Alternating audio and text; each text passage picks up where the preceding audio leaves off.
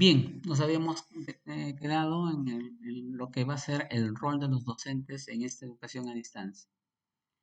En primer lugar, los docentes tienen que revisar las actividades educativas propuestas en Aprendo en Casa, ¿no? Pero acá miren lo interesante que nos dice que también podemos revisar otras estrategias y determinar el uso en el proceso de aprendizaje de nuestros estudiantes. Entonces acá nos están dando la posibilidad de usar otras estrategias que ya en muchos de los casos ya se viene dando, ¿no? Por ejemplo, uno de ellos tiene que ver con el trabajo con el WhatsApp, ¿no? Si bien es cierto, se puede partir del video y del audio como algo motivador, ¿no? Que de repente está contextualizado con la realidad que ahora nos está tocando vivir. Podemos eso complementarlo con el uso del cuaderno de aprendizaje, ¿no? Esperemos que este vaya llegando a los estudiantes. Vamos a tener de repente un tema de que no esté completo, pero en la medida de lo posible, si se cuenta con este cuaderno de aprendizaje, entonces de repente podamos utilizar ya otras estrategias, ¿no? Que combinen, por ejemplo, el uso de los teléfonos, ¿no? Que no necesariamente tienen que ser teléfonos inteligentes, ¿no? Pero ya teniendo el estudiante su cuaderno de trabajo, más la orientación que podría darle el docente mediante el teléfono, de repente estaría configurando ya otra estrategia. Ahora, otro rol del docente es realizar las adecuaciones. Entonces, el docente tiene que, a partir del conocimiento, del nivel de aprendizaje del estudiante, de los recursos con los que cuenta el estudiante, del tiempo con el que cuenta el estudiante, de las condiciones que rodean al estudiante, él puede llevar a cabo las adecuaciones, ¿no? ¿Para qué se llevan a cabo estas adecuaciones? En primer lugar, para contextualizar. Nosotros sabemos que muchas de las actividades, de las tareas que se plantean en los diferentes medios, eh, son propios de una realidad. Pero como ustedes saben, el Perú es multidiverso. Entonces, en ese aspecto, se puede llegar a contextualizar. También la idea es de que se hagan pertinentes las experiencias. Pero todo esto teniendo en cuenta de que no se le puede sobrecargar de actividades a los estudiantes. Entonces, una cosa es realizar adecuaciones. Por ejemplo, ¿no? En el caso de que se esté planteando el desarrollo de una competencia y en el cual se trabajen, de repente, costumbres de la zona, ¿no? Si esta no pertenece, la que se planteó en la televisión o en la radio, no pertenece a la realidad del estudiante, ahí podríamos hacer el cambio, ¿no? Si nosotros, por ejemplo, consideramos que el estudiante está en condiciones de hacer algo más, ¿no? El caso, por ejemplo, como les decía, ¿no? De que de repente en la radio solamente me piden que el estudiante elabore una tabla, ¿no? Una tabla de datos. Pero de repente yo sé que mis estudiantes no solamente están en condiciones de hacer la tabla, sino también el gráfico. Entonces, podría plantearle, no significa una gran diferencia en cuanto al tiempo, ¿no? Pero si el nivel de aprendizaje del estudiante está en condiciones de que él me pueda hacer una tabla con su respectivo gráfico, podría yo de repente plantearle que aparte de la tabla haga el gráfico, pero siempre partiendo, por ejemplo, del desafío que se le dejó, ¿no? Otro de los roles del docente es adaptar, miren, enriquecer o generar experiencias de aprendizaje que respondan a las características y necesidades de los estudiantes. Entonces hay que tener claro estos verbos, ¿no? Adaptar, lo que habíamos visto, adaptar o adecuar, ¿no? Podríamos enriquecerlo, así como les he dicho, ¿no? De repente darle alguna actividad adicional, ¿no? siempre y cuando no lo sobrecarguemos de actividad, siempre que sepamos de que él está en condiciones de hacerlo y esto no le va a insumir demasiado tiempo, ¿no? También nosotros podríamos proponer experiencias de aprendizaje para el estudiante, ¿no?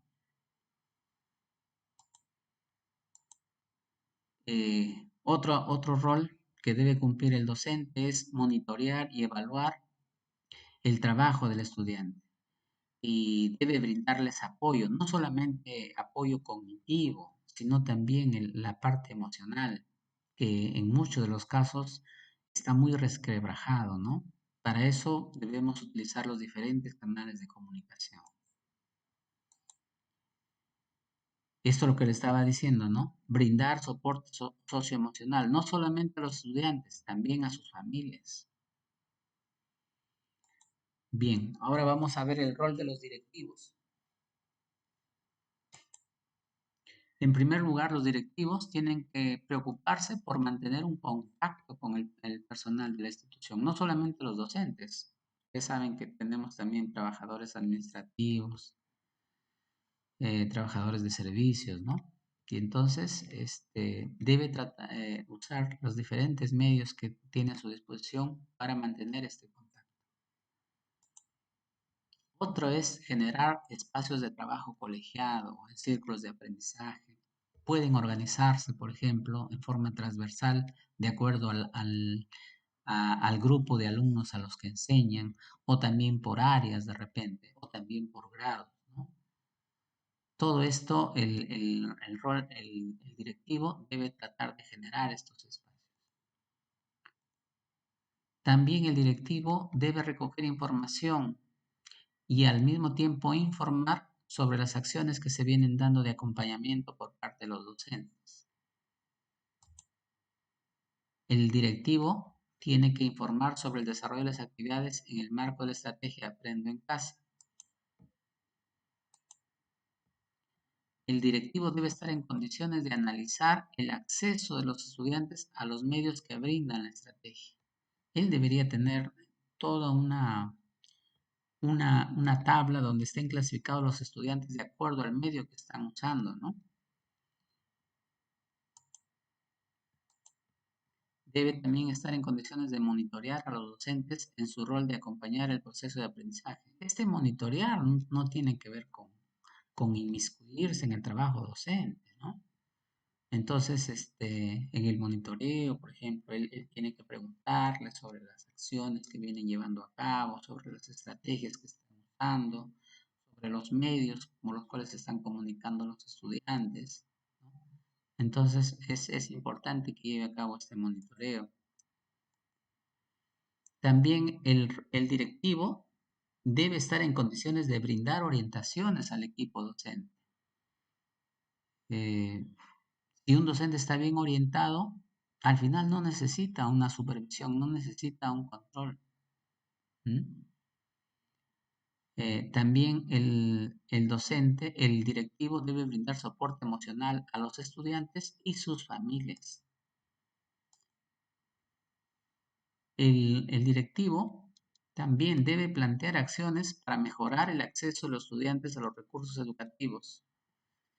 Y acá miren que se pone énfasis en el uso de los cuadernos de trabajo.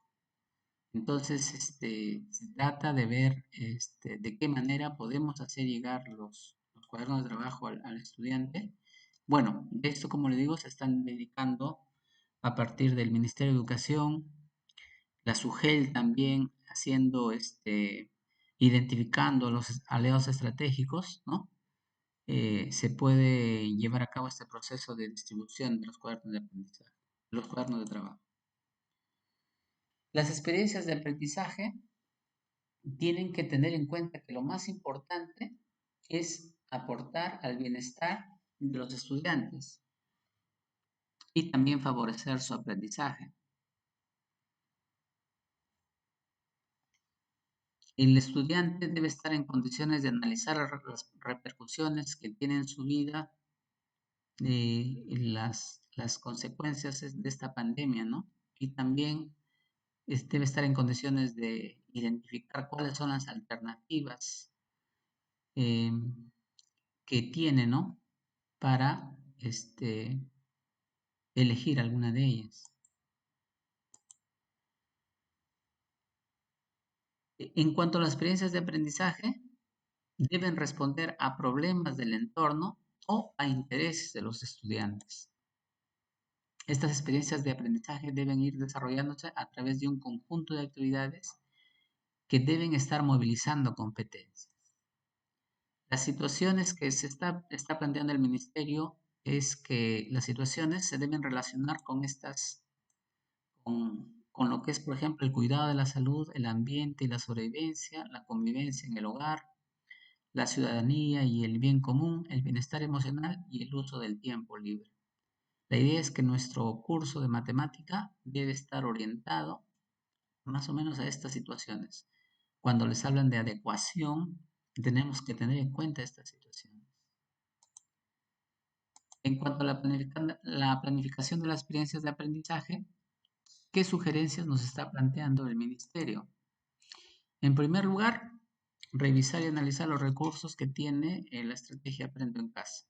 Pero también debemos revisar y analizar otras propuestas que podemos nosotros trabajar en función de las actividades y competencias que en la estrategia Aprendo en Casa se ha determinado que se vea su desarrollo, ¿no? Otra estrategia es que se deben generar espacios de trabajo colegiado para revisar las experiencias de aprendizaje. Miren, esto, por ejemplo, de manera informal lo hemos visto acá. Nuestro amigo Carlos Beriao nos ha dado a conocer su experiencia. Vamos a colgar el documento en Word que tiene y también el video. Esa es la idea, miren, esto que lo hemos hecho acá ahorita, lo pueden hacer ustedes a nivel de su institución educativa. ¿Mm? Otra sugerencia que nos da el ministerio es que debemos planificar teniendo en cuenta que la planificación es flexible y debe adaptarse a las necesidades de los estudiantes. Este aspecto también es importante. La planificación que vamos a hacer debe tener en cuenta primero la educación a distancia. Y si el panorama llegara a cambiar, podemos seguir pensando en una combinación de semanas presenciales y otras a distancia. Esta modalidad no presencial, como dijo el ministro de Educación, ha venido para quedarse, va a ser parte de nuestro actuar en el futuro. ¿Para qué se deben contextualizar las experiencias de aprendizaje? ¿Para qué se deben contextualizar? Acá tenemos. Para garantizar la comprensión de la actividad que está puesta en la plataforma, en la radio, en la televisión. Porque al contextualizar, el estudiante está en mejor condición de comprender la actividad. También para adecuarla a los niveles de competencia y los saberes con los que cuenta el estudiante. Y también nos permite hacer énfasis que a su vez ayuden a analizar otra información, ¿no?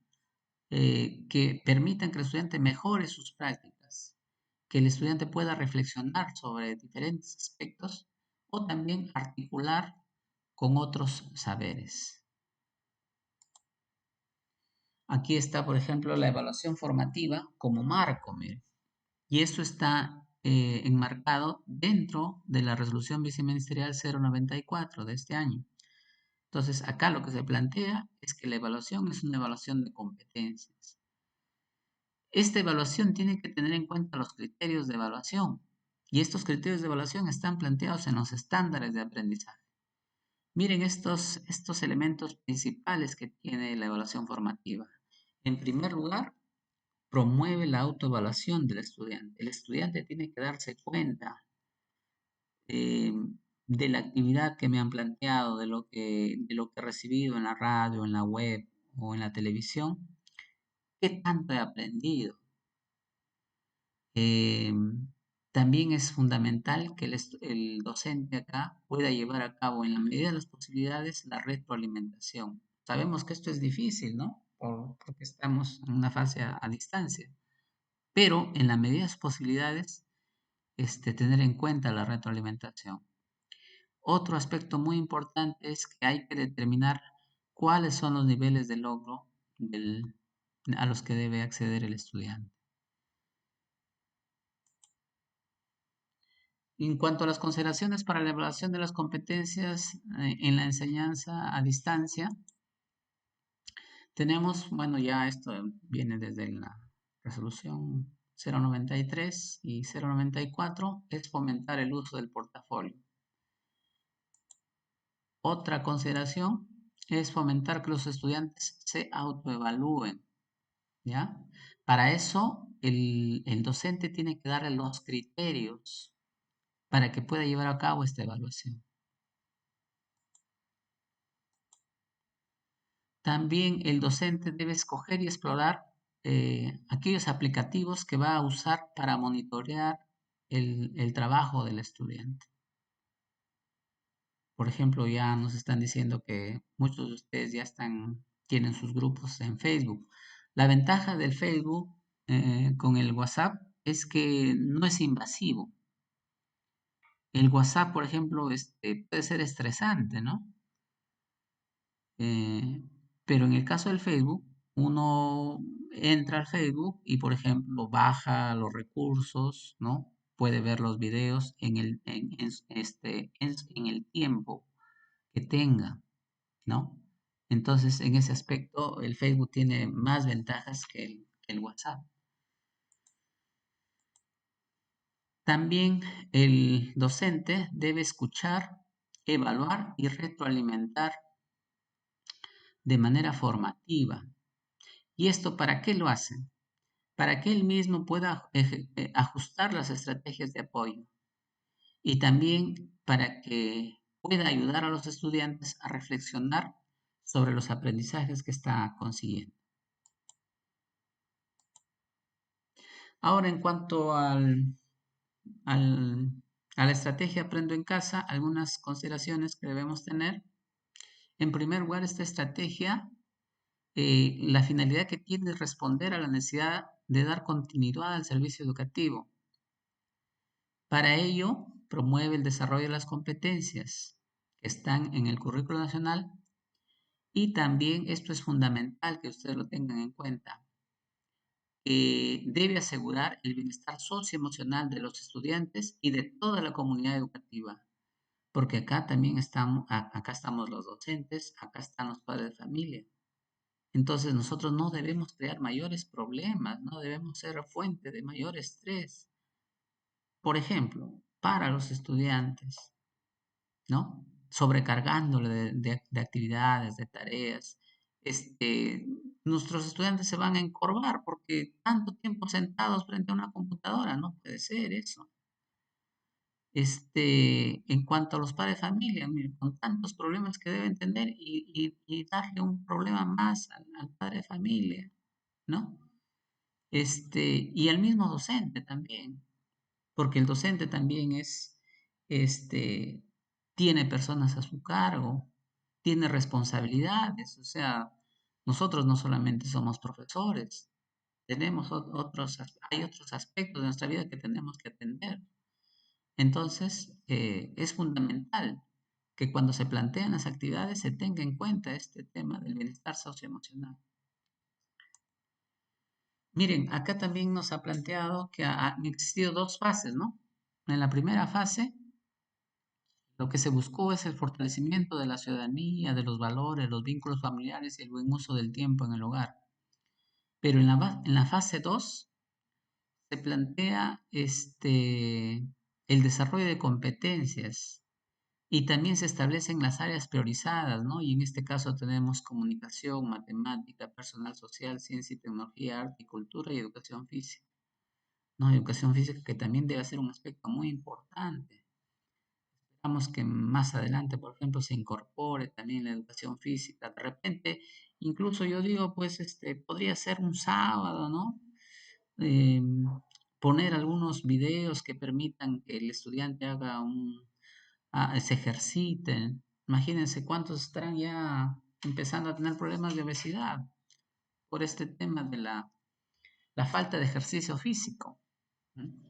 Entonces es importante que se promueva lo que es la educación física. Se ha planteado dos escenarios, miren. Un escenario donde el servicio educativo es semipresencial con un rol importante de aprendo en casa. Y, o sea, cuando hablamos del semipresencial, hablamos de alternar, ¿no? Las dos modalidades. Pero también el otro escenario sería de un servicio educativo a distancia. En este caso, la estrategia Aprendo en Casa se estaría aplicando todo el año lectivo 2020. ¿Ya? Tendría un rol central la estrategia. Pero esto va a implicar que este servicio educativo a distancia se estructure de una manera más eficiente, ¿no? De que sea más consistente y también que sea evaluable, ¿no? O sea, es necesario que nosotros estemos en condiciones de decir, bueno, esto es lo que han avanzado nuestros estudiantes, ¿no? Estas son las dificultades que tienen, estos son los logros que han alcanzado. Entonces, acá se requiere una mejor estructura de lo que hasta ahorita está teniendo. Bueno, eso es todo. Muy agradecido por escuchar este video.